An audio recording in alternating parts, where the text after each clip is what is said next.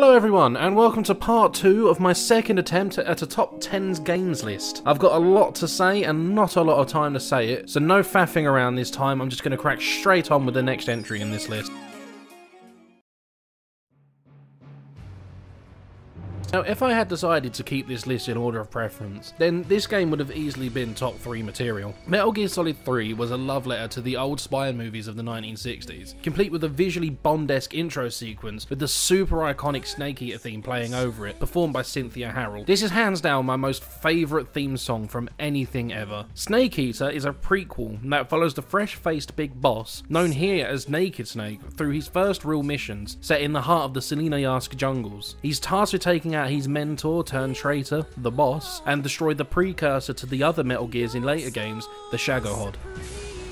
I've been a fan of the Metal Gear games for as long as I can remember, all starting with the original Metal Gear Solid on the PlayStation 1. But Metal Gear Solid 3 is a whole other beast. The level of realism in this game, especially for the time, was jaw-dropping. Unlike previous titles, you weren't just hugging against walls and hiding in boxes to sneak around your enemies. This time you have to use camouflage to blend in with your surrounding environments, stalk enemies through the brush as quietly as possible, hunt animals and other food sources to survive. Wounds would have to be examined and mended with appropriate remedies like sutures for cuts, splints for broken bones, antidotes for poisons, and pills for stomach pains. Your equipped gear weight affects your stamina. Stomach rumbles and sneezing from a cold can give you away, and you can puke if you spin around too much. This game is just genuinely incredible, and I can't even count how many times I've beaten this game on both the original PS2 edition and the HD re-release. And it's definitely a game I'm always going to go back to.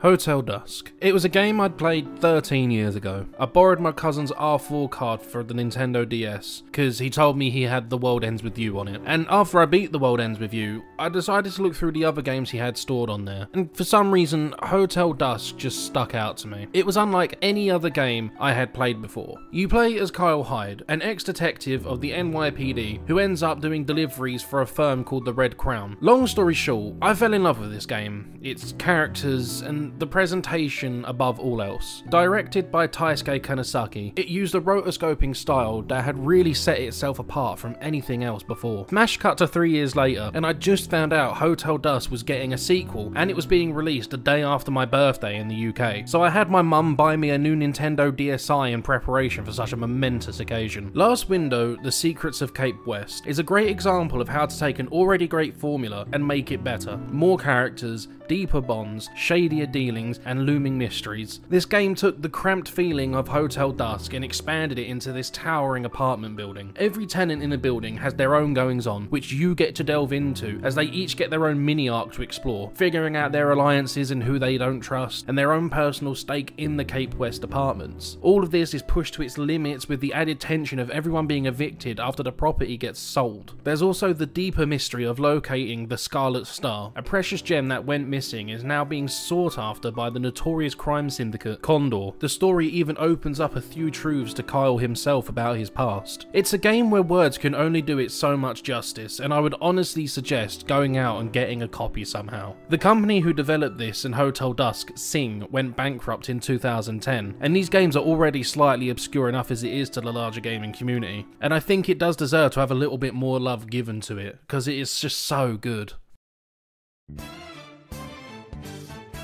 Now, I know what you're thinking. Oh, you said in the last video that nothing comes close to Final Fantasy X.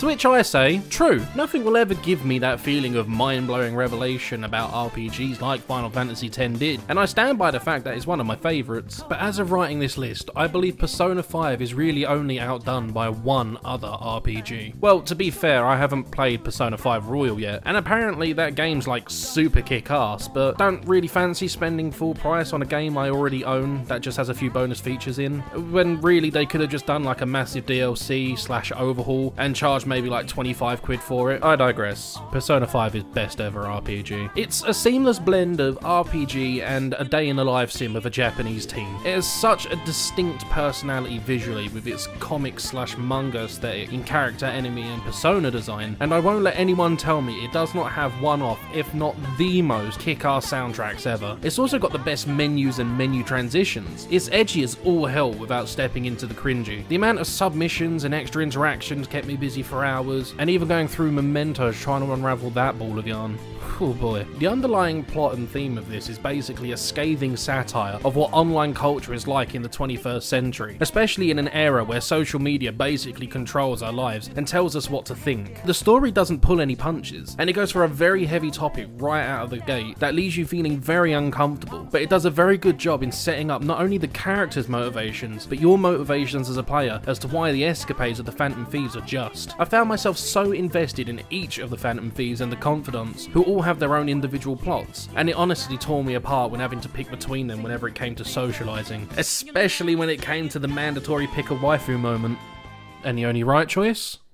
Queensguard. I agree.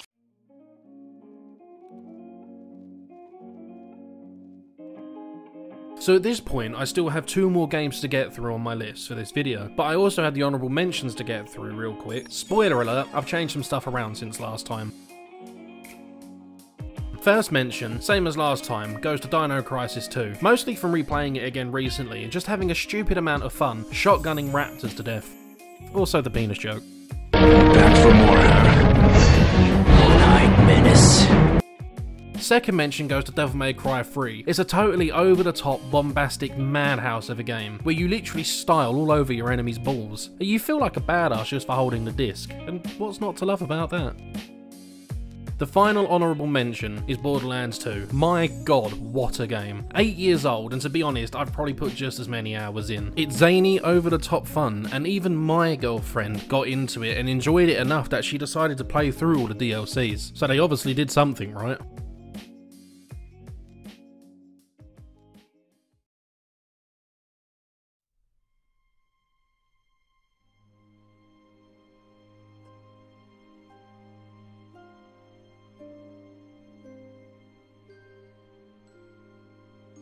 The Kingdom Hearts series has brought me many joys over the years, from the games themselves to the cringe the fanbase turns out on a regular basis. She's part of the darkness now. She doesn't need the light. You're nobody!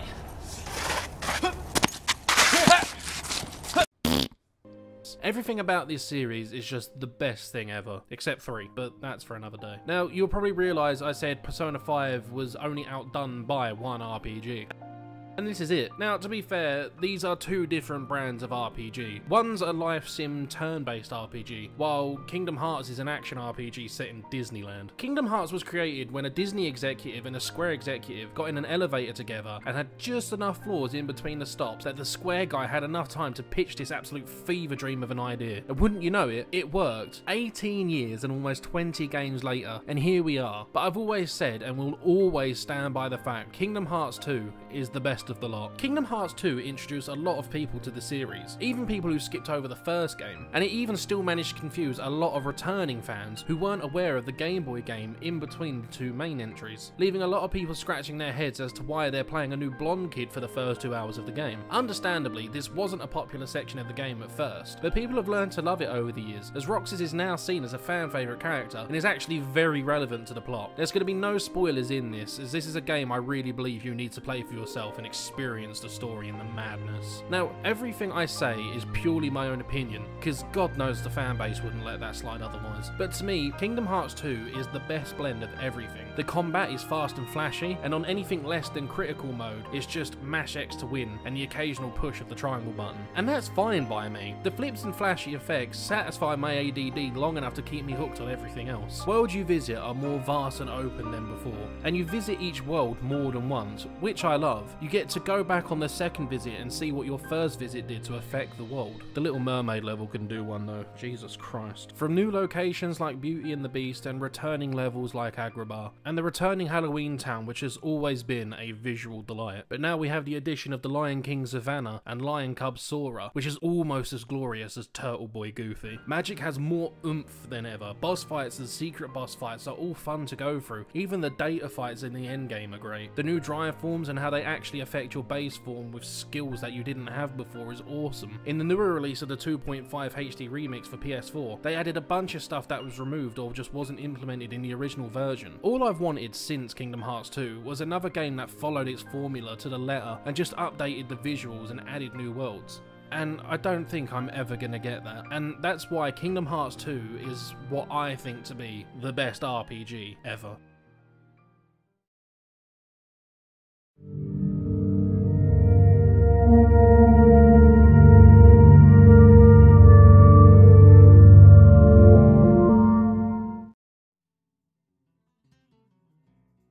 Now, the observant among you who watched the original video noticed that I had originally put Devil May Cry 3 here. And yeah, I did, but that's because I was lying to myself. As much fun as Devil May Cry 3 is compared to Kingdom Hearts 2 and my outright love for it, and to Resident Evil 4, which I have beaten, no joke, close to 100 times across all platforms it's been on over the last 15 years. I was originally trying not to include Resident Evil 4 in my top 3 because it felt like a cop-out, and even if it is, I can't deny how much I love this game and how much it has been a part of my life. It's at a point now where even my girlfriend, if she walks in and she asks, what am I playing? And I say Resident Evil 4, it's always replied with, again. I get a lot of people, as much as they love it, they see this as the game that sent the Resident Evil series on its spiral into pure action movie levels of gameplay. But I don't think it's Resident Evil 4's fault ultimately. I just see it as the developers and publishers misunderstanding the community and focusing on the parts that they thought people enjoyed the most, and those were the parts that made them money. It's one of the reasons you can't go more than 5 minutes in Resident Evil 6 without something exploding in your face. But Resident Evil 4 is one of those games, much like Silent Hill 2, that people see as a masterpiece and an essential part of gaming history. You very rarely see a top 10 list without this game somewhere on it, and for good reason. It's got everything: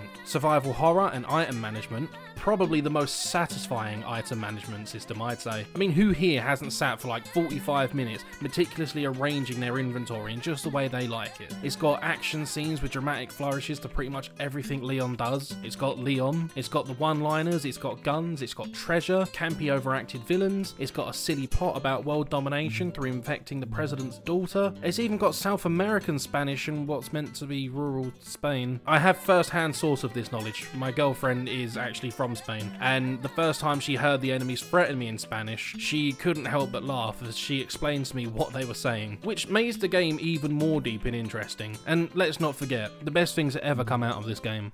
That is the merchant. Thank you.